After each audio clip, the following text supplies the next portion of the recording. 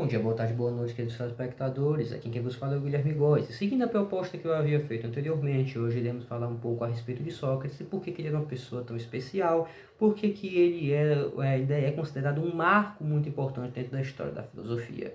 Mas desde já, se você gosta desse conteúdo e se quer aprender mais a respeito de filosofia grega, de filosofia moderna, de filosofia, etc., assim, os demais conteúdos das ciências humanas, quero lhe pedir que você se inscreva nesse canal, ative o sino das notificações, assim você vai estar por dentro de todos os conteúdos que serão postados aqui dentro desse canal, e que também deixe o seu like, deixe o seu comentário, independentemente de qual comentário seja. Se você quiser colocar apenas um emoji, ou então apenas um oi, já é uma coisa que vai ajudar bastante na divulgação do canal, então é importante que você deixe o seu comentário.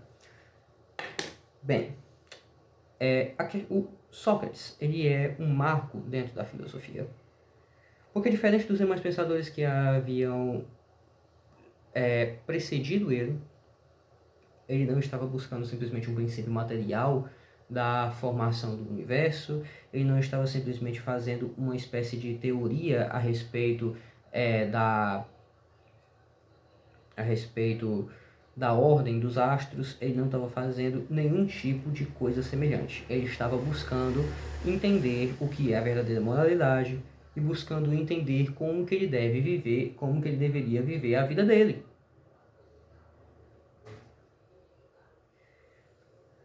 Por quê? Você pode muitas vezes ter um conhecimento muito profundo a respeito de uma área muito específica, uma ciência muito específica, mas a sua vida é toda bagunçada. Sócrates era uma pessoa que, no primeiro momento da vida dele, ele tinha muitas dúvidas a respeito disso. E continuou o seu trabalho desenvolvendo a sua filosofia moral para tentar não apenas viver de uma forma íntegra, mas ajudar outras pessoas a viver de uma forma íntegra também. Isso é uma coisa extremamente importante de nós pensarmos, principalmente em tempos de hiperespecialização, onde a pessoa se aprofunda em uma área desse tamanho, ela se torna o especialista no joelho esquerdo do elefante, ela sabe tudo que é preciso saber, todos os conhecimentos possíveis e imagináveis sobre o joelho esquerdo do elefante. Tudo que existe para se aprender sobre o joelho esquerdo do elefante a pessoa sabe, mas ela é incapaz de resolver, por exemplo, um conflito doméstico. Não consegue organizar uma viagem sem que aquilo fique uma bagunça. Tem dificuldade de organizar as suas próprias finanças. Tem uma vida espiritual toda desajustada, ou então às vezes nem tem algum tipo de prática espiritual.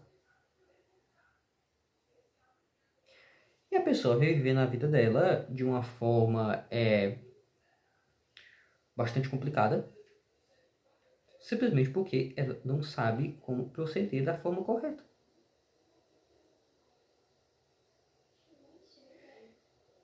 E aí? E aí que todo o conhecimento que ela tem sobre aquela área específica, aquela área extremamente especializada, acaba sendo de pouca utilidade para aquela pessoa mesma que detém aquele conhecimento. Acaba sendo uma coisa de pouquíssima utilidade. Talvez seja um adorno para ela, né? Talvez seja um adorno ao qual ela pode pousar dentre os cultos, ou os pseudocultos, né? Dentre os doutos, com a qual ela pode se exibir às demais pessoas. Talvez até fazer um certo dinheiro.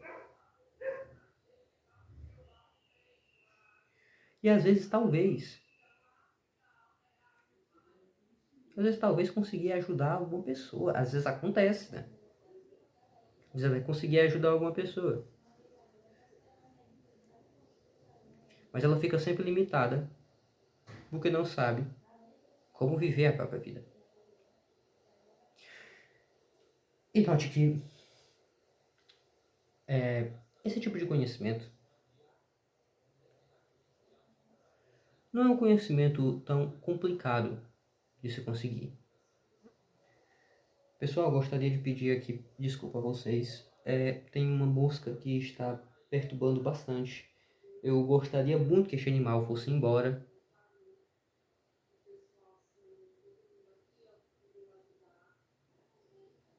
Deve ter parado. Não parou não, ela está por aqui ainda. Enfim, eu tentaria ignorá-la, mas se por acaso eu ficar banando a mão assim, tentando expulsar alguma coisa, sabe que é uma mosca que está aqui.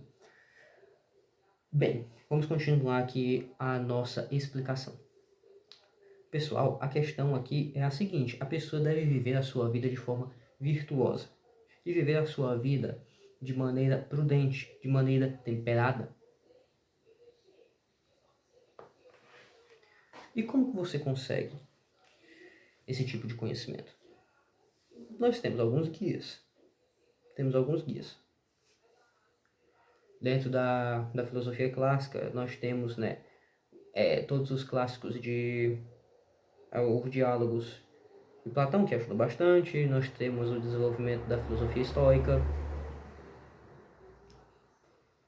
E essas coisas acabam carecendo de uma base metafísica muito sólida que a sustente. Não que, se a gente pega, por exemplo, aqui a filosofia grega, não que não houvesse uma base metafísica.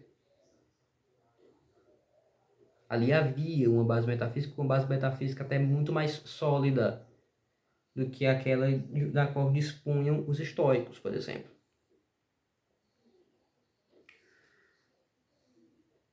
Só que muitas vezes a pessoa precisa de uma série de certezas universais e de certezas que sejam eternas.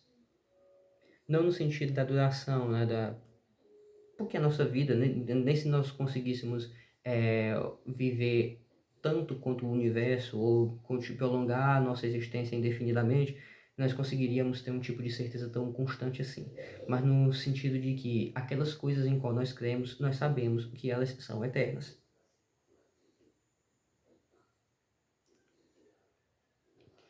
E assim a pessoa aprende a não viver segundo a aparência. A pessoa aprende a não viver segundo as vaidades, não viver segundo as próprias vulgaridades, não viver segundo a moda. Porque tudo isso é efêmero, tudo isso é passageiro. Então a pessoa aprende que ela deve buscar alguma coisa muito mais sólida, uma coisa muito mais estável. Uma coisa que não esteja sujeita a tantas mudanças. E é aí aonde a gente encontra os princípios eternos. Os princípios eternos. Onde nós podemos encontrar, seguindo a tradição da filosofia clássica, os universais, beleza, a verdade, a justiça, o bem. Onde podemos encontrar essas coisas com as quais podem nos guiar para bons hábitos.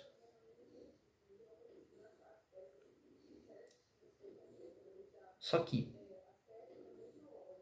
eu acredito que a certeza da eternidade da alma, e não apenas a certeza da eternidade da alma, mas o que pode vir a acontecer com a alma da pessoa, é uma coisa que é muito útil para direcionar a pessoa para um bom caminho. Direcionar a pessoa para um bom caminho e que a pessoa consiga viver uma vida íntegra.